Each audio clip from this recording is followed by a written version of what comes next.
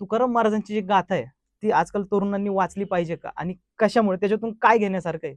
माझ्या जीवनाचं मला कल्याण करायचे आणि तुमच्या समस्येवर, प्रत्येक समस्येवर गाथ्यामध्ये तुकोबारायांनी प्रत्येक समस्येवरती त्या ठिकाणी तुमच्या प्रश्नाचं उत्तर त्या ठिकाणी लिहिलेलं आहे. आज आपण पाहतो तरुणांचं आत्महत्येचं प्रमाण वाढले, कारण बरोबर. वैचारिक जी पातळी आहे ती हो. खालवली गेली आहे आणि त्यामुळं काय होतंय की चांगले विचार करणं हे आत्ताच्या तरुण पिढीला कळत नाहीये. का?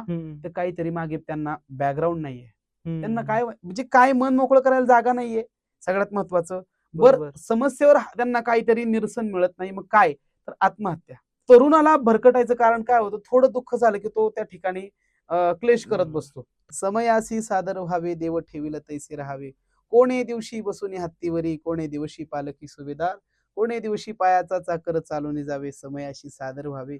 माणसाच्या जीवनाला कलाटणी देणारा हा अभंग आहे, पण समयाशी सादर व्हावी. जशी वेळ असेल त्याला सादर व्हा.